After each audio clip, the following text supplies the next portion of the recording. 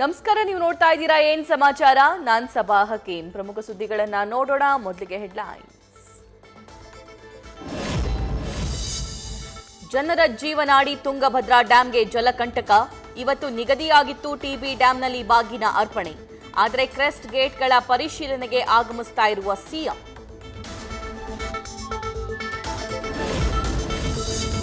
ರಾಜ್ಯದ ಎಲ್ಲೆಡೆ ಮಳೆ ರೂಪದಲ್ಲಿ ದರ್ಶನ ನೀಡ್ತಿರೋ ಮೇಘರಾಜ.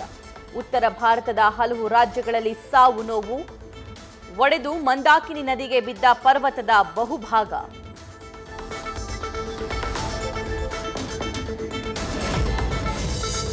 ಶಿರೂರು ಗುಡ್ಡ ಕುಸಿತದ ಜಾಗದಲ್ಲಿ ಮತ್ತೆ ಕಾರ್ಯಾಚರಣೆ. ಮಳೆ ಅಬ್ಬರ ತಗ್ಗಿದ ಹಿನ್ನೆಲೆ ಆಪರೇಷನ್ ರೀಸ್ಟಾರ್ಟ್.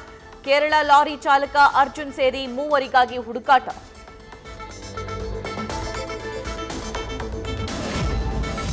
ಮೂಡಾಬೆನ್ನಲ್ಲೇ ಸಿಎಂ ಸಿದ್ದುಗೆ ಮತ್ತೊಂದು ಸಂಕಷ್ಟ.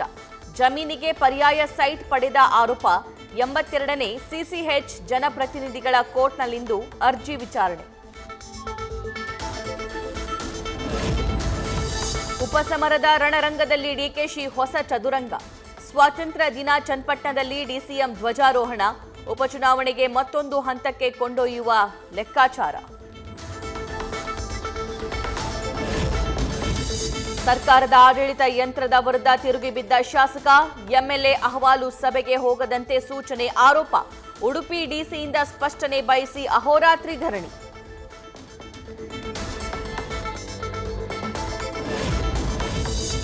ಹೊಸದನ್ನ ಕೊಟ್ಟ ಬಸವಣ್ಣನ ವಿಚಾರಧಾರೆಗೆ ಧರ್ಮದ ರೂಪ.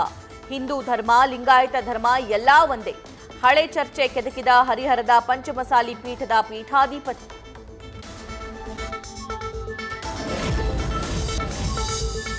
ಸರ್ಕಾರದ ಮಹತ್ವಾಕಾಂಕ್ಷಿ ಯೋಜನೆ ಅವ್ಯವಸ್ಥೆಯ ಆಗರ. ಸಂಬಳ ಇಲ್ಲದೆ ಇಂದಿರಾ ಕ್ಯಾಂಟೀನ್ ಸಿಬ್ಬಂದಿ ಪರದಾಡುವ ಪರಿಸ್ಥಿತಿ.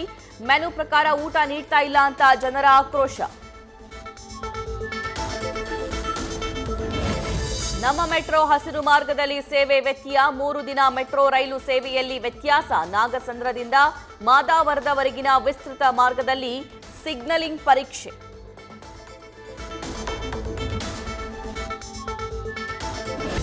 ಸ್ಯಾಂಡಲ್ವುಡ್ ಸಿನಿಮಾಗಳ ಪರಿಸ್ಥಿತಿ ಅಯೋಮಯ. ಕಲಾವಿದರ ಸಂಘದಲ್ಲಿ ನಾಳೆ ಹೋಮ ಹವನ. ದರ್ಶನ್ಗಾಗಿ ಪೂಜೆ ಅಲ್ಲ ಎಂದು ಅನುಮಾನಗಳಿಗೆ ರಾಕ್ ಲೈನ್ ತೆರೆ. ನ್ಯೂಸ್ ಫಸ್ಟ್, ನಿರ್ಭೀತಿಯಿಂದ ನಿಮ್ಮ ಪರವಾಗಿ.